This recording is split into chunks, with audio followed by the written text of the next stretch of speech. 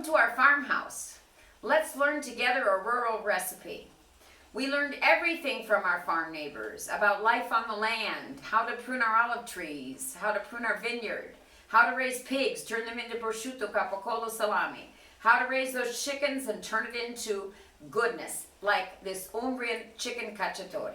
This is an Umbrian rural recipe, and that means it is made of simple ingredients grown on the land by the farm people.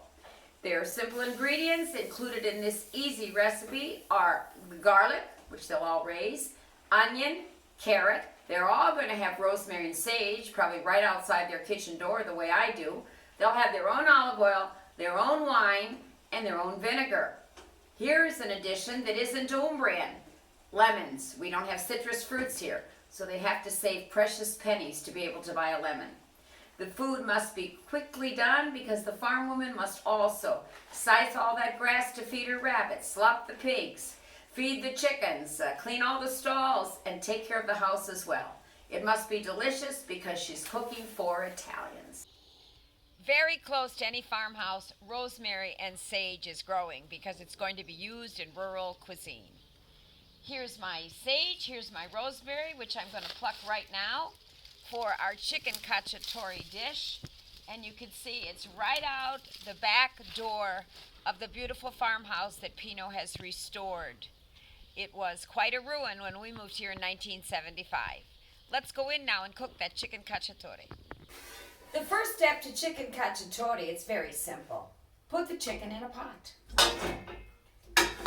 You want a large, wide pot. There you go. Douse it with your wine, or you may have to buy wine. I've used about half a bottle. Vinegar, white wine vinegar, about a cup. There you go. Turn it on a fairly high heat and let the chicken meat absorb the wine and vinegar. Que profumo of wine and vinegar. Look at that. Now it's time to add the other ingredients. In goes an onion.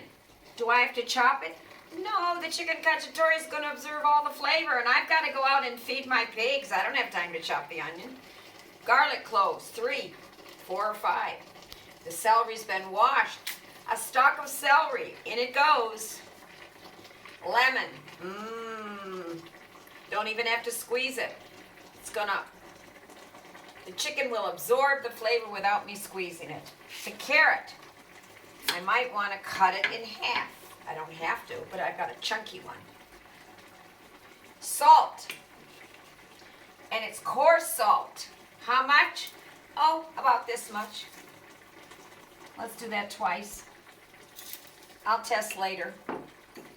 Olive oil, extra virgin, take no substitutes. There we go. I'm going to let it simmer. Let it simmer uncovered so the wine and vinegar absorb. And now, since in the winter we cook on a wood stove, I'm going to turn the gas off. Let's just save on the gas. And this will simmer nicely for as long as it needs to simmer on the wood stove. And I have plenty of wood. You can have a look.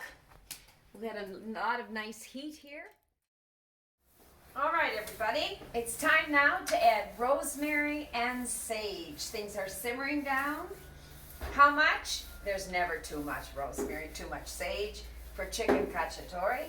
I have a couple branches.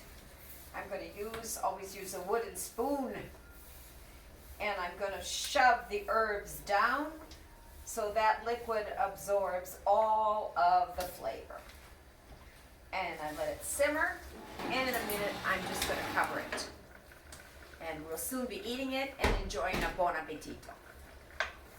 Pino's ready to taste our pollo alla cacciatore. Buono. Buono. Buono. Ma chi l'ha fatto?